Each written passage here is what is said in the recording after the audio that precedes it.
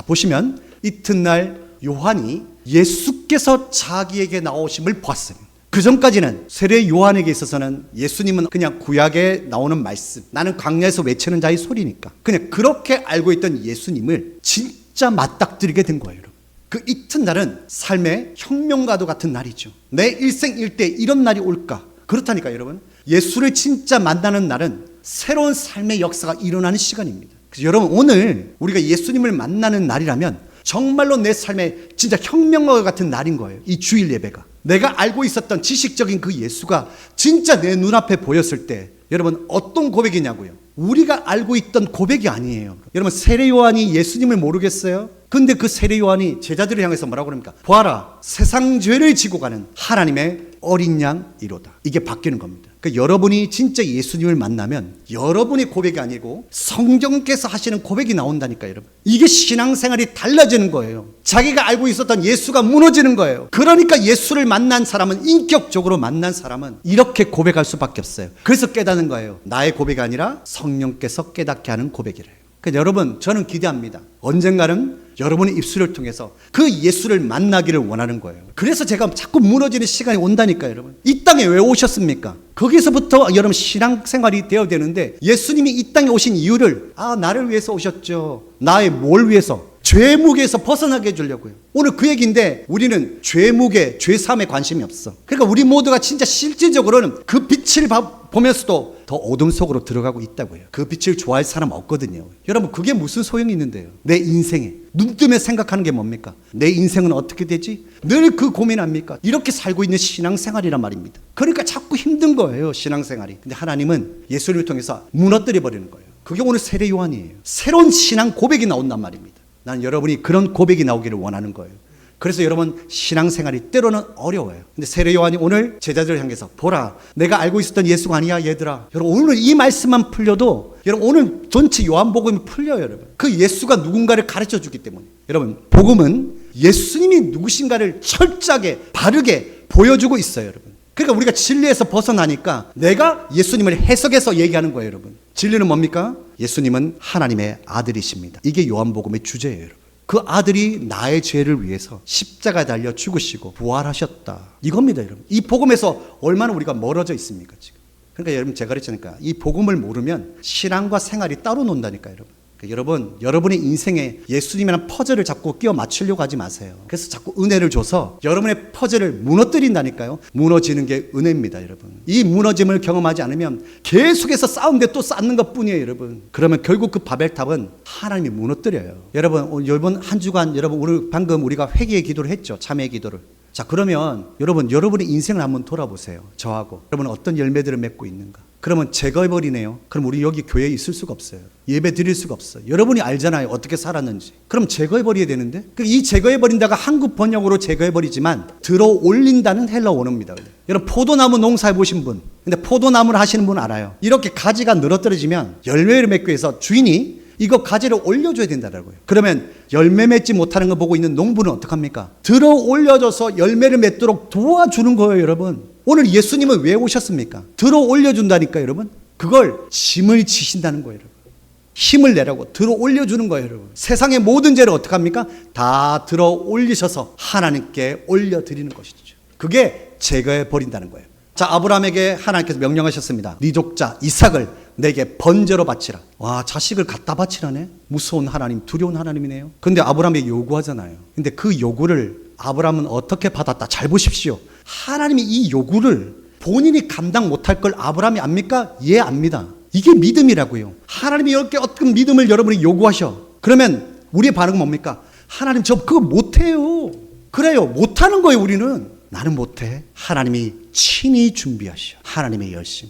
여러분, 제 설교 듣고 여러분 바뀝니까? 아니요. 십자가, 그게 무슨 소용이 있는데, 부활, 그게 무슨 소용이 있는데, 그게 우리란 말이에요. 아브라함은 이삭을 바쳐라. 예, 믿음으로 드린다고 하지만 못 드린다고요, 우리가. 근데 어떤 고백이 오느냐? 아들아, 보라, 그건 하나님이 친히 준비하실 거야. 이게 믿음이라고. 아브라함이 그렇게 잘했습니까, 여러분? 정말 믿음의 조상이라고 말할 수 있는 그런 대목이 있어요? 늘 실수하고, 늘 여러분 사고치고, 뒷수습은 누가 하는데? 하나님이. 그 아브라함이 어쩌나 나를 닮았든지. 아브라함에게 여러분 믿음의 조상이라고 해서 여러분 그 타이틀이 믿음의 조상이란 타이틀이 여러분 신앙생활 해주는 게 아니란 말입니다. 여러분 어떤 거 믿음의 고백이 온단 말이에요. 뭐래요? 나 못해 아들아. 하나님이 친히 준비해 주실 거야. 이 믿음이 오면 되는 거예요. 여러분 오늘도 이거예요. 여러분 하나님 저는 오늘 설교 듣고도 돌아서면 또 걱정해요. 전 돌아서면 또 삶의 문제에 사로잡혀요. 그러니까 하나님 열심으로 이걸 해결해 주세요. 나는 약해요. 이거 가자고.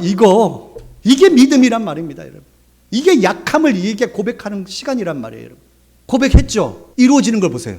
이루어진다니까요. 친히 준비해 주신다고 말을 하게 했죠. 친히 준비하셨잖아요. 순양이 아브라함이 준비했습니까? 순양을 준비하셔 주잖아요. 뭐라고 고백했는데 하나님이 친히 준비해 주신다. 여러분 이게 믿음의 눈으로 바라보는 거예요. 돌아서면 우리는 걱정하잖아요. 돌아서면 또 남 험담하잖아요. 돌아서면 삶의 문제들 때문에 머리가 아프잖아요. 그런데요 놀라운 것은 그래도 하나님은 준비해 주실 거야 하면 준비되어 있어요. 이걸 좀 믿음으로 바라보자고요. 이게 여호와 일의 하나님이란 말입니다. 세례 요한도 여러분 얼마나 많은 지식 공동체의 제자들을 거리고 있었습니까? 근데 예수님이 나타나서 보여주시니까 눈이 밝아졌어. 성령께서 다시 보여주신 거야. 내가 알던 예수가 아닌 거예요. 보라 세상죄를 지고 가는 하나님의 어린 양이다. 야 그분이 진짜 지시네. 내가 알고 있던 지식이 진짜 몸으로 오셨네. 그걸 깨닫게 되는 시간이 온단 말이에요. 그래서 제가 기대한다는 거예요. 여러분 그래서 여러분 함부로 우리 성도들 판단하지 말라는 거예요.